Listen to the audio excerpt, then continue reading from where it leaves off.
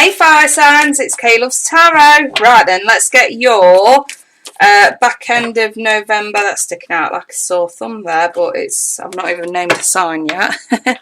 Back end of November, quick love bonus spread. So these are individual. We'll start with Aries, then Leo, then Sagittarius. So fire signs, right then. Aries, love for Aries for the 15th to the 30th of November. Aries, right, we have retreat. We have romantic feelings. One more for Aries and reconciliation. Right, let's clarify this shiznit. Aries, sun, moon, rising. Aries. Clarification for Aries. Right, let's check it out, Aries. So we've got the Fool, the Lovers, the Nine of Cups, the Five of Pentacles, the King of Wands reversed, and the Queen of Cups. So some of you probably dealing with another fire sign or a water sign, maybe even a Gemini. Okay. So I do see somebody maybe coming back around for you guys at this point. The thing is, you guys do have a good connection. There's no disputing it.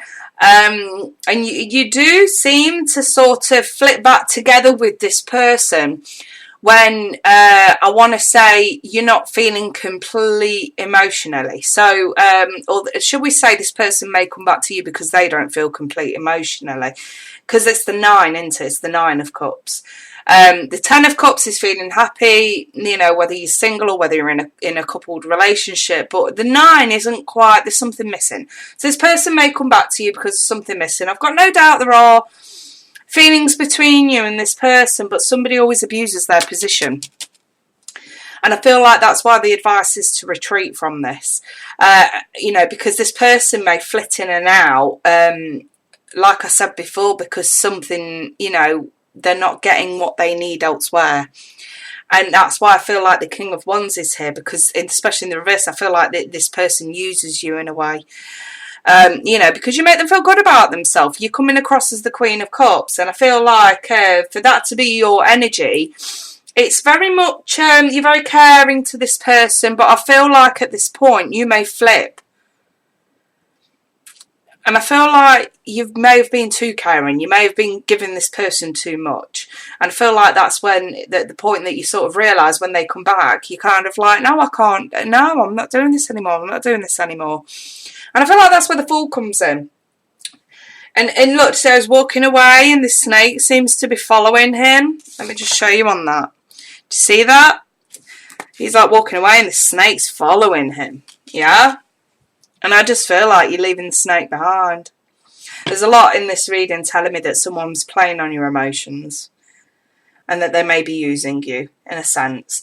And I think that the problem with the Lovers being here, and it's this deck into, is that you could be a part of a third party situation. Like if whoever they're entertaining at the moment isn't giving them what they need emotionally, they may come to you. Or if they've had an argument with a partner, they may come to you. Again, I just think that now's the time for you guys just to shut this out and lock it down. Okay? And get a backbone, Aries. Right then, let's move on and do Leo. If anyone wants personal reading, emails at the bottom of the screen. Email me. I have availability. Right then. Leo, Sun, Moon, Rising. Love for Leo. End of November. I've got separation. I've got honeymoon. And I've also got calling in a soulmate. Right, Leo, Sun, Moon, Rising. Leo, what's that? The Chariot in the reverse. Alright. The Nine of Wands. The Five of Swords. And the Star. And the Eight of Swords, and the Ace of Pentacles. I think most Leos are actually at a stage now where they want, if they've broken up from somebody recently, where they actually want to move on, where they want to call in a soulmate. They don't want to deal with any more drama. I feel like with the honeymoon card, it's more about putting distance between you and someone and calming those emotional waters down. You're separated from this, it weren't moving forward, there's too many vulnerabilities with somebody, you decided it's not worth the battle, I'm fighting a losing battle, I'm going to walk away at this point. And that's where I see the star coming in. You're very hopeful about moving forward. You are still a little, the thing is with the Eight of Swords, you are still a little bit in your head as to, I want to say for one, is the next going to be okay letting you move on? And for two, I feel like there's a concern that you don't want history to repeat itself, so you're going to be a bit more pickier about who you go for moving forward. I do see an offer coming in from somebody here. The only problem with it is I can't decide whether it's from the ex or from someone new, because this is a short reading, to be fair. I think what the key message here is for a lot of Leos is it's probably wise not to go back to the past. If you've already made your mind up and you've already sort of decided there were those major reasons, those major problems for a relationship in the past not working, it is best to move forward. The optimism coming through this is fantastic for the future, not for the past. So again, and if we do have offers coming in from new prospective partners, I think that it's wise not to rush into anything. Don't get me wrong, it's nice what's coming forward, but it feels very rushed, and I think that you need to be extra cautious about moving forward. But I definitely do see Leos moving forward, so that's great for the end of November, you guys. Right then, last but not least, let's do Sag. So, Sagittarius, Sun, Moon, Rising, Sagittarius. Love bonus read for the end of November for Sagittarius. So I've got chemistry, that one flew out, religious factors, and getting to know each other. Seems like Sagittarius are getting to know someone here. There may be a cultural difference, there may be a spiritual difference, you know. They may be religious and you're not. There may be a distance as well, I'm not going to rule that out. But there's chemistry, and you're getting to know someone where the attraction just keeps growing and growing. That's kind of what I'm seeing there, Sag. We've got the Nine of Pentacles, the Three of Swords, the Eight of Wands. That is the Five of Swords reversed, the Devil, and the Fool. So, yeah, I think personally this person's who you may be talking to's got their issues, okay? As far as signs go, I've got Capricorn, I've got Aries. Could be Earth as well. I'm not going to rule that out. So, listen, seems like some, you know, bear in mind, this won't resonate for all of you. So, if it don't, you know, check out your mini horizon and see if another reader's got a message for you at this time. These are just quick fire reads for those that need to hear it. So some of you may be entertaining someone who's recently got out of a long-term relationship, or they are divorced or getting divorced. I have the Devil, but I'm kind of getting a feeling that the Devil is Sag's energy. So you guys may be very, very suspicious that this person's still trapped, or you feel that they are trapped.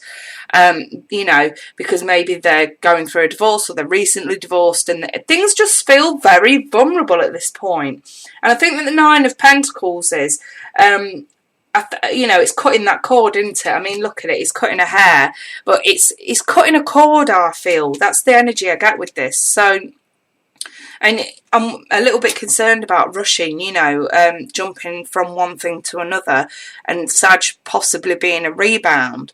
Don't get me wrong, this could be on the other foot. She could be on the other foot, especially if the cross watchers and stuff like that. But I think if you are getting to know someone, there's strong chemistry there. We have religious factors, which I sometimes see as religious rituals such as marriage.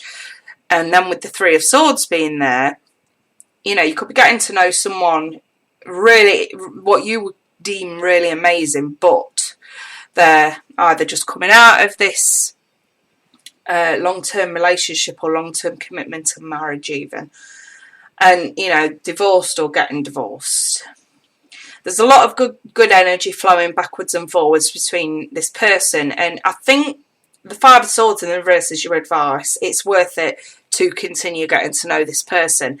All right, yes, this person may be trapped in a unstable kind of situation, but I think that Spirit's trying to say, look, don't get ahead of yourself. Just give them a chance, okay? The devil is still in place, so there is some toxicity going on with the situation. So if you did want to walk away, fair enough, but it's also maybe worth the chance. I suppose it depends if you can cope with the, I won't say serious bullshit, I'm going to say minor. There could be some minor bullshit attached because of somebody's ex. I think if you could cope with that, you and this person continuing to get to know each other could actually turn into something nice. But I still have to be responsible with this. The devil's in place, so there is toxicity attached. I don't recommend getting involved when there is toxicity attached. But the Fool's kind of there niggling at me to say, well, you know, maybe if Sag takes a step back at this point. Because also in the Fool, I just want to say, and I've just mentioned it before as well, look, he's walking away, but the snake's still following him. So, you know, if somebody's trying to break away from a long-term commitment or has, the ex might not completely be letting them go.